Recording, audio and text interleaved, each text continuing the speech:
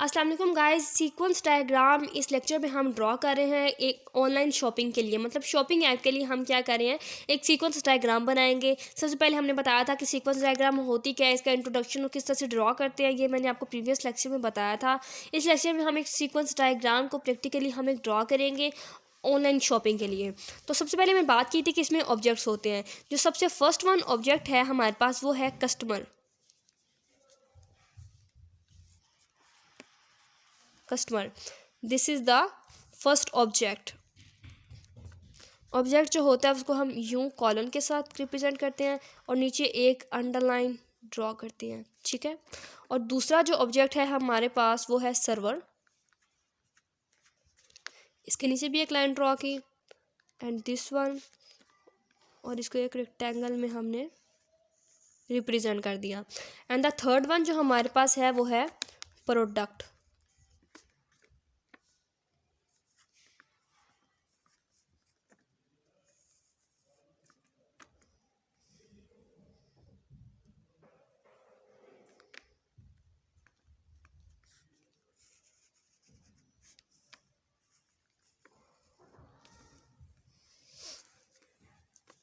Sorry, इसकी वो line ही skip हो गई है, ये मैं लाइन लगा देती हूँ। और उसके अलावा हमारे पास एक ऑब्जेक्ट है बैंक का। ये नीचे लाइन लगाई, ये कॉलन लगाया, इसको एक रेक्टेंगल में क्लोज कर दिया। ये हमने बना दिए ऑब्जेक्ट्स। 4 ऑब्जेक्ट्स हैं जो कि एक दूसरे के साथ इंटरेक्ट करेंगे ऑनलाइन शॉपिंग के केस में। फर्स्ट वन हम बनाएंगे ये। अच्छा जी, अब हम बनाते हैं एक्टिवेशन बार के कस्टमर क्या करेगा, दूसरे ऑब्जेक्ट के साथ इंटरेक्ट करेगा, ठीक है। और बिल्कुल इस तरह ये सर्वर की भी लाइफ लाइन आएगी। सर्वर ने भी यहाँ पे इंटरेक्शन स्टार्ट की है किसके साथ, कस्टमर के साथ, तो सर्वर की भी एक्टिवेशन बाहर आ जाएगी। सबसे पहले क्या करेगा, जो कस्टमर होगा वो सेंड करेगा रिक्वेस्ट किस किस के लिए, लॉगिन करने के लिए। शॉपिंग ऑनलाइन शॉपिंग से पहले हम लॉगिन करते हैं, तो लॉगिन या रजिस्ट्रेशन करने के लिए जो कस्टमर होगा वो रिक्वेस्ट सेंड करेगा सर्वर को, ठीक है। तो फिर सर्वर उसके बाद ऑथेंटिकेट करेगा कि क्या कस्टमर वाकई इसका कस्टमर है या कोई अनऑथराइज पीपल है। तो क्या ये करेगा, ऑथेंटिकेशन का प्रोसेस होगा, ऑथेंटिकेशन। ये ऑथेंटिकेशन करेगा। ऑथेंटिकेशन करने के बाद इसकी एक्टिवेशन पार्ट लंबी करते हैं क्योंकि इसको भी मैसेज वगैरह सेंड करने, इंटरेक्शन अभी इसने करनी है, ये एक्टिव फॉर्म में है, इसलिए हम एक्टिवेशन बार को लंबा कर देंगे। इसका मतलब है उसके बाद जब ऑथेंटिकेशन उसने कर लिया कि वाकई इसका कस्टमर है, उसके बाद इसने शॉपिंग करनी है, तो शॉपिंग से पहले वो देखेगा जो भी प्रोडक्ट्स पड़ी होंगी उसको सर्च करेगा कि कौन कौन सी प्रोडक्ट्स हैं, तो सर्च प्रोडक्ट्स। प्रोडक्ट्स मतलब प्रोडक्ट्स हैं कौन सी, तो उनको सर्च करेगा। तो यही जो मैसेज है इसकी लाइफ लाइन आ गई और यहाँ से इसकी एक्टिवेशन बार स्टार्ट हो गई।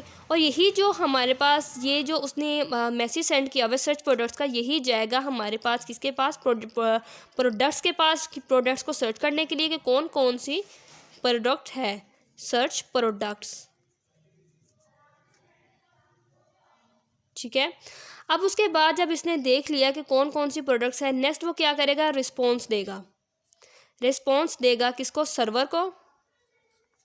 क्या रिस्पॉन्स देगा, दिस वन था, ये रिस्पॉन्स प्रोवाइड करेगा। ये फंक्शंस होते हैं, ये रिस्पॉन्स प्रोवाइड करेगा। ये सर्च किया इसने प्रोडक्ट्स के लिए, तो फिर जो प्रोडक्ट होता है ये सर्वर को क्या करेगा, रिस्पॉन्स प्रोवाइड करेगा। उसके बाद जो सर्वर है यहाँ पर, तो इसकी जो एक्टिवेशन बार है वो ख़त्म हो गई। नेक्स्ट इसकी लाइफलाइन शुरू हुई है, लाइफलाइन के बाद फिर इसने एक्टिव हुआ है। तो एक्टिव होने के बाद ये जो है पर सर्वर, ये इसको एक मैसेज सेंड करेगा कस्टमर को। वो कौन सा मैसेज है कि प्रोडक्ट्स को व्यू करने का, ये फ़लानी फ़लानी प्रोडक्ट्स हमारे पास हैं और इसको किस तरह से आपने व्यू करना है, मतलब ये प्रोडक्ट्स हैं, इसको व्यू कर लें और फिर आप सेलेक्ट कर लें कि कौन सी प्रोडक्ट आपको चाहिए। इसलिए वो क्या करेगा, प्रोडक्ट्स को व्यू करेगा। जब इसने व्यू किया है उसके बाद ये क्या करेगा, कस्टमर जो है ये एक इटसेल्फ मैसेज, जिसको हम रिफ्लेक्सिव मैसेज बोलते हैं, ये वो परफॉर्म करेगा, ठीक है। मीन्स के वो आइटम जो भी उसने ख़रीदनी है, बाय करनी है, उसको चूज़ करेगा। जब उसने व्यू कर ली सारी प्रोडक्ट्स को, उसके बाद वो कोई भी उसने जो आइटम उसने बाय करनी है उसको वो चूज़ करेगा। आइटम चूज़ करने के बाद वो क्या कर देगा कि वो उस आइटम का ऑर्डर दे देगा। उसने ऑर्डर दे दिया कि उसने कौन सी प्रोडक्ट ख़रीदनी है। ऑर्डर देने के बाद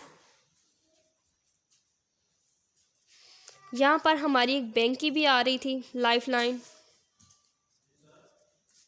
जैसे स्ट्रेट लाइन में आपने इसको लिखना है, वो मैं एक हाथ से कर रही हूँ जिसकी वजह से प्रॉब्लम हो रही है, अदरवाइज़ आपने स्ट्रेट लाइन में और बहुत प्यारा बनाना है इसको कि क्लियरली अंडरस्टैंड हो, अदरवाइज़ मेरा भी क्लियरली अंडरस्टैंड ही है। तो यहाँ पे सर्वर की एक्टिवेशन बार थी, ठीक है। तो यहाँ पे आपने एक मैसेज सेंड किया किसका, ऑनलाइन पेमेंट का, कि ऑनलाइन पेमेंट करनी है, ठीक है। ऑर्डर किया और ऑर्डर के लिए क्या होगी, ऑनलाइन पेमेंट होगी। This is the activation bar of the bank object, bank एक ऑब्जेक्ट है, ठीक है। उसके बाद जब ऑनलाइन पेमेंट का किया तो यहाँ पर इसकी एक्टिवेशन बार ख़त्म होगी, उसके बाद इसकी लाइफलाइन शुरू हो गई। फिर हमने इसकी एक्टिवेशन बार भी चल रही है, ठीक है। उसके बाद ये जो बैंक है, बैंक ने सेंड की एक रिक्वेस्ट, नहीं ऑथेंटिकेट किया इसने कि वाकई क्या कस्टमर वाकई इसका है या नहीं। जिस तरह किसने सर्वर ने ऑथेंटिकेशन किया था, बिल्कुल इसी तरह ये जो बैंक होगा वो ऑथेंटिकेट करेगा कि क्या वाकई ये कस्टमर है या नहीं है, ठीक है। क्या ये अनऑथराइज पीपल तो नहीं है। उसके बाद ये जो सर्वर कह रही हूँ कस्टमर है, ये जो क्लाइंट है, ये क्या करेगा, ये मैसेज सेंड करेगा जिसपे वो अपनी डिटेल सेंड करेगा, ठीक है। इसमें आप लिख लेते हैं कि सेंड डिटेल्स।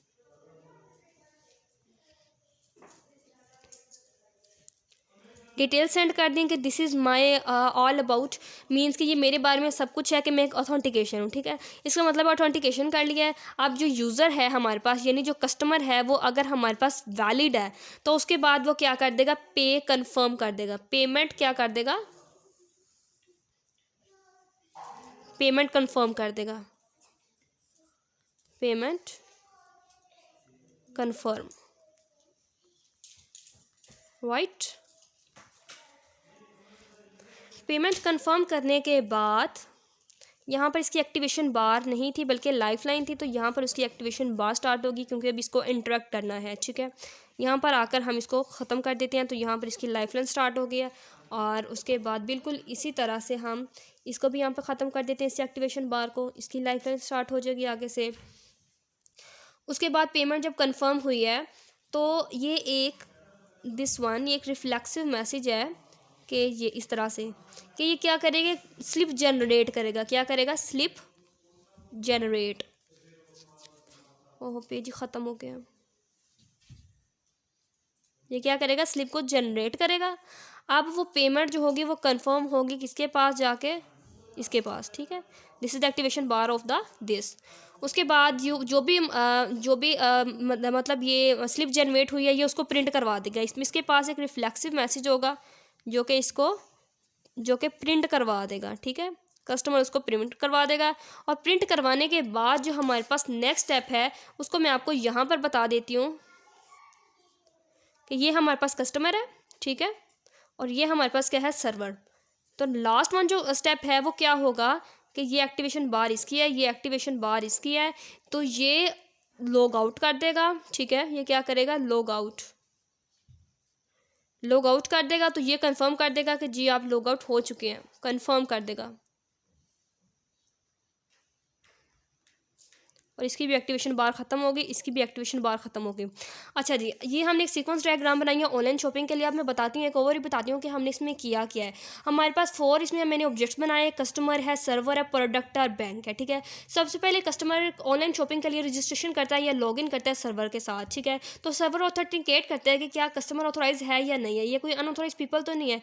ऑथेंटिकेशन जब उसने किया है तो फिर कस्टमर ने प्रोडक्ट्स वगैरह सर्च किए हैं कि प्रोडक्ट्स है क्या। तो फिर ये जो मैसेज था सर्च प्रोडक्ट्स का, ये प्रोडक्ट्स के पास गया क्योंकि प्रोडक्ट्स के पास ही जाहिर है प्रोडक्ट्स होती हैं।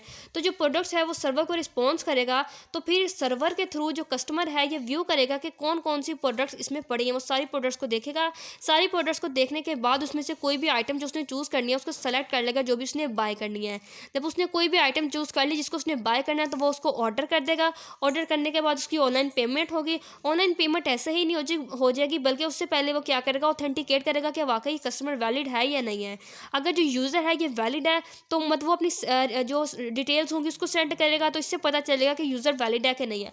और जब अगर यूज़र वैलिड होगा तो वो पेमेंट कंफर्म हो जाएगी। पेमेंट कंफर्म होने के बाद फिर ये जो हमारे पास होगा सर्वर होगा, सर्वर उसकी एक स्लिप जनरेट कर देगा, जो भी उसने ख़रीदा होगा स्लिप जनरेट होगी, वो स्लिप जाएगी कस्टमर के पास, कस्टमर उसको प्रिंट कर देगा। प्रिंट करने के बाद जब उसने मतलब शॉपिंग ले ली है, उसने स्लिप भी उसको मिल गई है, उसने जो भी चीज़ लेनी थी ऑर्डर करना था ऑर्डर कर लिया, एवरीथिंग डन हो गया है, तो फिर जो कस्टमर है कस्टमर सर्वर के पास जाएगा और लॉग आउट कर देगा। सबसे पहले उसने लॉग इन किया था, इसमें वो क्या करेगा, लॉग आउट कर देगा। आपने एक बड़ा पेज लेना है या छोटा छोटा करके लिखना है कि ये कस्टमर यहाँ पर है और ये सर्वर यहाँ पर है, ठीक है। इसके नीचे ही